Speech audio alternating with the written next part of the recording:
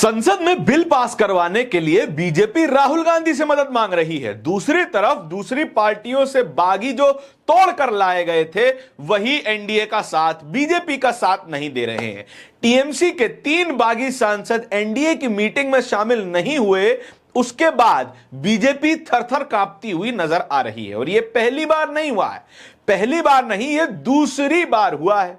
पहली बार हुआ था 28 जून 2026 को, जब एनडीए की मीटिंग में 3 मुस्लिम सांसद शामिल नहीं हुए थे। इसके बाद रिंकू, हाँ जी, ये देख आगे तो चले। सत श्री अकाल बीजी। सत श्री अकाल पुत्र। अब साफ दिखाई दे रहा है बीजी। बहुत साफ दिखाई दे रहा है। बीजी इतने टाइम बाद नए चश्मे बनवा ही लिए। किसी अपने ने पैसे भेजे और हर महीने पैसे भेजेंगे। वाह, ਫੋਨਾਂ ਤੇ ਟੂ ਟੂ ਹੋਊਗੀ ਤੁਹਾਡੇ 1 ਤਰੀਕ ਤੋਂ ਬਾਅਦ। ਇਹ ਤੁਹਾਡੇ ਪੈਸੇ ਨੇ, ਇਹਦੇ ਨਾਲ ਕੋਈ ਅਮੀਰ ਨਹੀਂ ਹੋ ਜਾਣਾ ਤੁਸੀਂ। ਮਾਵਾਂ ਭੈਣਾਂ ਨੂੰ ਸਤਿਕਾਰ ਦੇ ਕੇ ਮੈਨੂੰ ਖੁਸ਼ੀ ਮਿਲਦੀ ਹੈ ਇਸ ਗੱਲ ਦੀ। मुख्यमंत्री माँ बेटी सत्कार योजना, आपका अपना भगवंत मान। 4 अगस्त को हुई एनडीए की मीटिंग में यही तीनों मुस्लिम सांसद गायब नजर आए। इसके अलावा टीएमसी के वो सांसद बता रहे हैं जो टीएमसी के साथ रह गए कि और भी 7-8 सांसद ऐसे हैं जो एनडीए का साथ छोड़ने जा रहे हैं और समर्थन नहीं देने जा रहे। यही है वो फांस जो फिलहाल के लिए नरेंद्र मोदी, बीजेपी और एनडीए के गले में फंसी हुई है। इसीलिए राहुल गांधी से मीटिंग करनी पड़ रही है, राहुल गांधी से मदद मांगनी पड़ रही है। मदद किस विषय में मांग रहे हैं? प्रधानमंत्री नरेंद्र मोदी का एक बड़ा सपना है कि उनका राज पूरे भारत पर हो जाए, इसीलिए परिसीमन करवाना चाहते हैं। परिसीमन तो केवल बहाना है, बहाना है कि ज्यादा से ज्यादा महिला सांसदों को संसद में लेकर आना है। संसद में ज्यादा महिलाएं आ जाएंगी, इसमें कोई बुराई नहीं है, लेकिन मौजूदा स्थिति में नहीं आएंगी। वे आएंगी जब सीटें बढ़ जाएंगी, तब उसके बाद जाकर के महिलाओं को रिप्रेजेंटेशन देने की बात होगी। और यह रिप्रेजेंटेशन मिलेगा साल 2029 के चुनावों में। यह है पूरा खेल।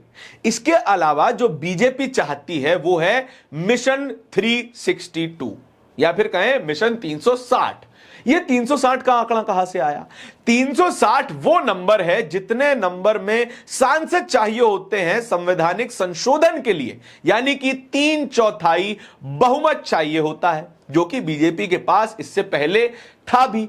इसीलिए लोकसभा में यह नारा दिया गया अब की बार 400 पार, लेकिन 400 पार तो हो नहीं पाया। बीजेपी 240 पर ही अटक के रह गई और पूरा एनडीए फिलहाल जोड़ तोड़ मरोड़ करने के बाद भी 319 पर रुका हुआ है। करीबन 41 सांसद और चाहिए 360 का आंकड़ा अचीव करने के लिए और संवैधानिक संशोधन करने के लिए, जिससे बीजेपी 3 बड़े संवैधानिक संशोधन करने जा रही है। सबसे पहला, यूनिवर्सल सिविल कोड कि जो भी तमाम रिलीजियस मसले होंगे, उसके जो सिविल मामले होंगे, उसके लिए एक समान कानून।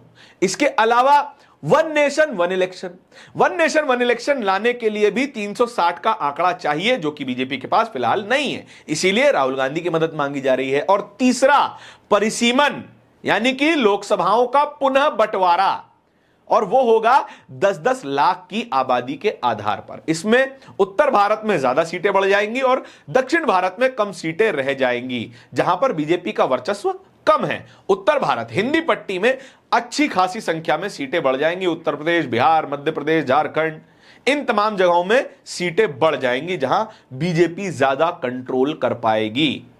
इसीलिए संवैधानिक संशोधन लाने की बात की जा रही है, ज्यादा से ज्यादा सीटें इकट्ठी करने की जा रही है। लेकिन अभी के लिए मामला नहीं है, अभी के लिए राहुल गांधी की मदद लेनी पड़ेगी।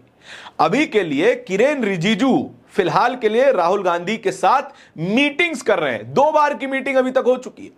दोनों बार की मीटिंग में राहुल गांधी और प्रियंका गांधी शामिल रहे, जिनमें उन्होंने समर्थन की मांग की है कि आप परिसीमन के बिल पर सरकार का समर्थन कीजिए, परिसीमन हो जाने दीजिए।